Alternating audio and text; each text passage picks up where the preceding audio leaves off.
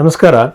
15ರಿಂದ 11ನೇ ತಾರೀಕುವರೆಗಿನ ರಾಶಿ ಭವಿಷ್ಯವನ್ನು ನೋಡೋಕ್ಕಿಂತ ಮುಂಚೆ ನಾವು ಕೆಲವು ವಿಚಾರಗಳನ್ನು ಮಾತಾಡಬೇಕಾಗುತ್ತೆ. ಇಲ್ಲಿ ಜ್ಯೋತಿಷ್ಯಗಳಲ್ಲಿ ಬಹಳ ಮೋಸ ನಡೀತಾ ಇದೆ. ಇದರಲ್ಲಿ ಎಲ್ಲರೂ ನಾವು ಜ್ಯೋತಿಷ್ಯ ಅಂತ ಅಂದ್ಕೊಂಡ್ಬಿಡ್ತೀವಿ. ಸೊ ಜ್ಯೋತಿಷ್ಯ ಅದು ಹೇಗೆ ಅಂತಂದರೆ, ನೀವೊಂದು ಬರ್ತ್ ಟೈಮ್ನ ಯಾರಿಗಾರು ಕೊಟ್ಟಾಗ ನಿಮ್ಮ ಜನ್ಮ ಸಮಯ ಕರೆಕ್ಟಾಗಿ ಅದು ನೋಟೆಡ್ ಆಗಿರಲ್ಲ.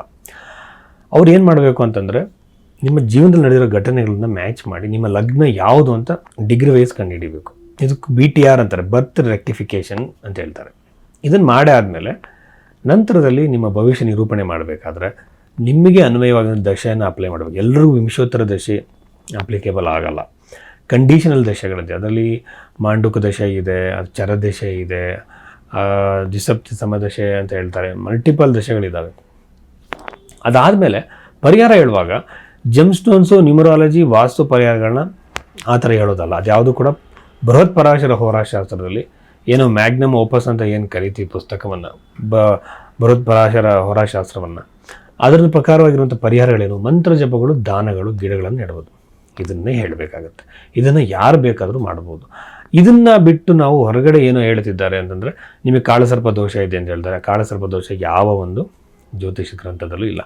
ಈ ಥರ ಹಲವಾರು ದೋಷಗಳು ಇಲ್ಲ. ಅದಕ್ಕೆಲ್ಲ ಪೂಜೆ ಮಾಡಿಸೋ ಅಗತ್ಯ ಇರಲ್ಲ.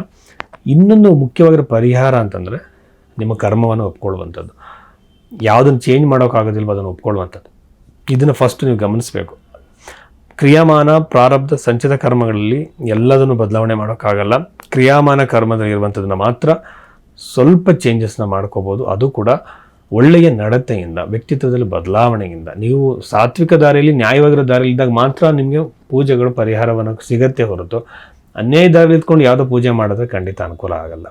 ಜ್ಯೋತಿಷದಲ್ಲಿ ಹಲವಾರು ಮಿಸ್ಅಂಡರ್ಸ್ಟ್ಯಾಂಡಿಂಗ್ಸ್ ಇದೆ. ಇಲ್ಲಿ ರಾಶಿಯಿಂದ ಇಡೀ ಜೀವನವನ್ನು ಹೇಳೋಕ್ಕೆ ಸಾಧ್ಯ ಇಲ್ಲ. ಈಗ ಜಾತಕದಲ್ಲಿ ಡೈವರ್ಸ್ ಅಂತ ಇದೆ ಅಂತ ಅಂದ್ಕೊಳ್ಳೋಣ.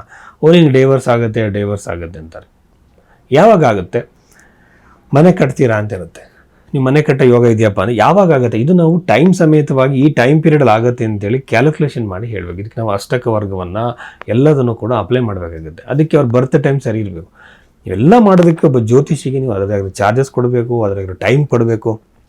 ನಾನು ಜ್ಯೋತಿಷಿ ಅಂತೇಳಿ ಎಲ್ಲರೂ ಹೇಳಿದಾಗ ಇವೆಲ್ಲ ಅವ್ರು ಮಾಡ್ತಾ ಇದ್ದಾರಾ? ನಿಮ್ಮ ಬರ್ತ್ ಟೈಮ್ ಸರಿಯಾಗಿ ಇದೆಯಲ್ಲ ಅಂತ ನೋಡ್ತಿದ್ದಾರಾ? ಲಗ್ನ ಸರಿಯಾಗಿದೆಯಲ್ಲ ಅಂತ ಚೆಕ್ ಮಾಡಿದ್ದಾರಾ? ಅದಾದಮೇಲೆ ನಿಮ್ಮ ಜೀವನದಲ್ಲಿ ನಡೆದಿರೋ ಘಟನೆಗಳಿಗೆ ಅದನ್ನು ಮ್ಯಾಚ್ ಮಾಡಿ ನೋಡಿದ್ದಾರಾ? ಅದಾದಮೇಲೆ ಯಾವ ಥರ ದಶೆಯನ್ನು ಅಪ್ಲೈ ಮಾಡಿದ್ದಾರೆ? ಇದನ್ನೆಲ್ಲ ನೋಡಿಕೊಂಡು ಜ್ಯೋತಿಷ ಕ್ವಾಲಿಫಿಕೇಷನ್ ನೀವು ಕಂಡುಹಿಡಬೇಕಾಗುತ್ತೆ. ಸುಮ್ಮನೆ ಎಲ್ಲರನ್ನ ಜ್ಯೋತಿಷ ಅಂತ ಯಾವ ಕಾರಣಕ್ಕೂ ನಂಬಕ್ಕೆ ಹೋಗ್ಬೇಡಿ. ಈಗ ಕೆಲವರು ಪೂಜೆಗಳೆಲ್ಲ ಮಾಡಿಸೋದಕ್ಕೆ ಹೋಗಿ ತುಂಬ ಮೋಸ ಹೋಗ್ತಿದ್ದಾರೆ. ಏನೇನೋ ಪೂಜೆಗಳಿಗೆ ದುಡ್ಡು ಕೊಟ್ಟು ಹಣ ಕಳ್ಕೊತಿದ್ದಾರೆ. ಆ ಕಾರಣಕ್ಕಾಗಿ ನಾನು ಇಂಟ್ರಡಕ್ಷನಲ್ಲಿ ಇದನ್ನೆಲ್ಲ ಹೇಳ್ತೀನಿ. ತುಂಬ ಜನ ಯಾಕೆ ಸರ್ ನೀವು ಇಷ್ಟೊಂದು ಲೆಂತಿಯಾಗಿ ಹೇಳ್ತೀರಾ ಇದ್ರ ಬಗ್ಗೆ ಅಂತಾರೆ. ಯಾಕೆ ಅಂತಂದರೆ, ಕಷ್ಟಪಟ್ಟು ಸಂಪಾದನೆ ಮಾಡಿರೋ ದುಡ್ಡನ್ನು ಅನವಶ್ಯಕವಾಗಿ ಯಾವುದಕ್ಕೂ ಖರ್ಚು ಹಾಳು ಮಾಡ್ಕೊತಿರ್ತಾರೆ. ಹಾಗಾಗಿ ಅವ್ರಿಗೆ ನಾವು ಮನವರಿಕೆ ಮಾಡಿಕೊಡ್ಲೇಬೇಕು. ಜ್ಯೋತಿಷ್ಯದ ಮೇಲೆ ಒಂದು ಕಪ್ಪು ಚುಕ್ಕೆ ಬರುತ್ತೆ. ಜ್ಯೋತಿಷ್ಯ ಸತ್ಯವಾಗಿರುವಂಥದ್ದು, ಅದು ವಿಜ್ಞಾನ, ಅದು ಯಾವತ್ತೂ ತಪ್ಪಲ್ಲ. ಬಟ್ ಇಲ್ಲೇನಾಗ್ತಿದೆ, ಅದನ್ನು ದುರುಪಯೋಗ ಪಡಿಸ್ಕೊಳ್ಳೋದ್ರಿಂದ ನಾವು ಹೇಗೆ ರಕ್ಷಣೆ ಪಡ್ಕೋಬೇಕು ಅನ್ನೋದಕ್ಕೋಸ್ಕರ ಈ ಇಂಟ್ರೊಡಕ್ಷನ್ ನಾನು ಯೂಶ್ವಲಾಗಿ ಕೊಡ್ತೀನಿ. ಧನಸ್ಸು ರಾಶಿ. ಈ ಧನಸ್ಸು ರಾಶಿಯಲ್ಲಿ ಹುಟ್ಟಿದಂಥ ವ್ಯಕ್ತಿಗಳ ಬಗ್ಗೆ ನಾವು ನೋಡೋದಾದರೆ, ಈ ವಾರದಲ್ಲಿ ನಡಿಬಹುದಂಥ ಘಟನೆಗಳ ಬಗ್ಗೆ ನಾವು ನೋಡೋದಾದರೆ, ನಾನು ಹೇಳ್ತಿರ್ತೀನಿ, ಈಗ ಗುರುಗ್ರಹ ಶುಭಗ್ರಹ ಆಗಿರೋದ್ರಿಂದ, ವಿವಾಹಕ್ಕೆ ಕಾರಕನಾಗಿರೋದ್ರಿಂದ ನೀವು ಮ್ಯಾಟ್ರಿಮಲ್ ವೆಬ್ಸೈಟ್ಸಲ್ಲಿ ಟ್ರೈ ಮಾಡ್ತಿರ್ತೀರಾ, ಇನ್ನೊಂದು ಕಾರಣದಲ್ಲಿ ಮದುವೆಗೆ ಟ್ರೈ ಮಾಡ್ತಿರ್ತೀರಾ, ಒಳ್ಳೆಯ ಸಂಬಂಧ ಬಂದಿರಲ್ಲ. ಈಗ ಮದುವೆ ಯೋಗ ಹೆಚ್ಚಾಗಿದೆ. ಗುರುಗ್ರಹದಿಂದ ಮದುವೆ ಆಗ್ಬೋದು, ಎಂಗೇಜ್ಮೆಂಟ್ ಆಗ್ಬೋದು, ಒಳ್ಳೆಯ ಸಂಬಂಧ ಬರ್ಬೋದು. ನಿಮ್ಮನ್ನು ಬಿಟ್ಟು ಹೋದಂಥವ್ರು ಹತ್ರ ಆಗ್ಬೋದು. ಕೆಲವು ಸಂದರ್ಭದಲ್ಲಿ ಗಂಡ ಹೆಂಡತಿ ದೂರ ಆಗಿರ್ತಾರೆ, ಸಪ್ರೇಷನ್ವರೆಗೂ ಬಂದಿರುತ್ತೆ. ಅಂಥ ಸಂದರ್ಭದಲ್ಲಿ ಅವರು ಹತ್ರ ಆಗುವಂಥ ಸಾಧ್ಯತೆ ಹೆಚ್ಚಾಗಿದೆ. ಇದಾದಮೇಲೆ ನನಗನ್ನಿಸುವಂಥದ್ದು, ಹಣಕಾಸು ವ್ಯವಹಾರಗಳಿಗೆ ನೋಡೋದಾದರೆ, ಸಣ್ಣ ಪ್ರಮಾಣದ, ದೊಡ್ಡ ಪ್ರಮಾಣದ ಉದ್ಯಮಿಗಳಾಗಿರ್ಬೋದು ಅಥವಾ ಬಿಸ್ನೆಸ್ಗಳು, ವ್ಯಾಪಾರ ಮಾಡೋರಾಗಿರ್ಬೋದು, ಉತ್ತಮವಾಗಿದೆ. ಯಾಕೆಂತಂದರೆ ಚತುರ್ಥ ಭಾವದಲ್ಲಿ ಇರುವಂಥದ್ದು ಹಣಕಾಸಿನ ಲಾಭವನ್ನು ಕ್ರಿಯೇಟ್ ಮಾಡ್ತಾನೆ, ಅನುಕೂಲವನ್ನು ಕ್ರಿಯೇಟ್ ಮಾಡ್ತಾನೆ.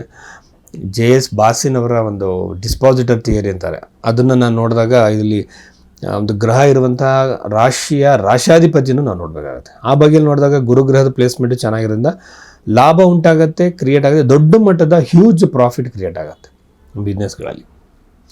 ಇನ್ನು ಉದ್ಯೋಗ ಅಂತ ಬಂದಾಗ, ವಿದೇಶದ ಉದ್ಯೋಗಕ್ಕೆ ಪ್ರಯತ್ನ ಮಾಡ್ತಿರೋರಿಗೆ ಒಳ್ಳೆಯದಲ್ಲ. ಯಾಕೆಂದರೆ ಅಲ್ಲಿ ನಿಮಗೆ ಕಿರಿಕಿರಿ, ನೆಮ್ಮದಿಗಳು ಕ್ರಿಯೇಟ್ ಆಗೋದು, ಲೇಟ್ ಆಗೋದು, ಕೆಲವು ರಿಜೆಕ್ಟ್ ಆಗುತ್ತೆ, ವೀಸಾ ಎಲ್ಲ, ಈ ಥರ ಸಮಸ್ಯೆಗಳು ಕ್ರಿಯೇಟ್ ಆಗ್ಬೋದು. ಬಟ್ ಸ್ವದೇಶದ ಉದ್ಯೋಗ ಪ್ರಯತ್ನ ಮಾಡ್ತಿರೋದು ಒಳ್ಳೆಯದು. ನಾನು ಇರುವಂಥ ಸ್ಥಳದಲ್ಲೇ ಇರುವಂಥ ಊರಲ್ಲೇ ಪ್ಲೇಸಲ್ಲೇ ಟ್ರೈ ಮಾಡ್ತಿರೋರಿಗೆ ಅವಕಾಶ ಒದಗಿ ಬರುತ್ತೆ. ಮತ್ತು ಕೆಲವು ಇರೋ ಜಾಬ್ನ ಬಿಟ್ಟು ಹೊಸ ಜಾಬ್ಗೆ ಪ್ರಯತ್ನ ಮಾಡೋ ಸಾಧ್ಯತೆ ಕೂಡ ಹೆಚ್ಚಾಗಿರುತ್ತೆ. ಸಂತಾನ ಅಂತ ಬಂದಾಗ ಮಕ್ಕಳಿಂದ ಸಂತೋಷ ನೆಮ್ಮದಿ ಕ್ರಿಯೇಟ್ ಆಗುತ್ತೆ. ಸಂತಾನ ಪ್ರಾಪ್ತಿಯ ಯೋಗ ಕೂಡ ಕ್ರಿಯೇಟ್ ಆಗುತ್ತೆ. ತಮ್ಮ ಮಕ್ಕಳು ಸಮಸ್ಯೆಲಿದ್ದರೆ, ಕೆಲವು ಮಕ್ಕಳು ಜಾಬಿಗೆ ಟ್ರೈ ಮಾಡ್ತಿರ್ತಾರೆ, ಕೆಲವು ಮಕ್ಕಳು ಉದ್ಯೋಗಕ್ಕೆ ಟ್ರೈ ಮಾಡ್ತಿರ್ತಾರೆ, ಅಂಥ ಮಕ್ಕಳಿಗೆ ಇದು ಯಶಸ್ಸನ್ನು ಕೊಡುತ್ತೆ. ಇನ್ನು ಆರೋಗ್ಯ ಅಂತ ಬಂದಾಗ ಈ ರಾಶಿಯವರಿಗೆ ಆರೋಗ್ಯದಲ್ಲಿ ಯಾವ ಸಮಸ್ಯೆಗಳು ಕೂಡ ನನಗೆ ಈ ವಾರದಲ್ಲಿ ಕಾಣಿಸುತ್ತೆ ಅಂತ ಹೇಳಕ್ಕೆ ಬರಲ್ಲ. ಆರೋಗ್ಯ ಚೆನ್ನಾಗಿಲ್ದಿದ್ರು ಕೂಡ ಅದು ಕಡಿಮೆಯಾಗಿ ಉಲ್ಬಣವಾಗಲ್ಲ ಇದು.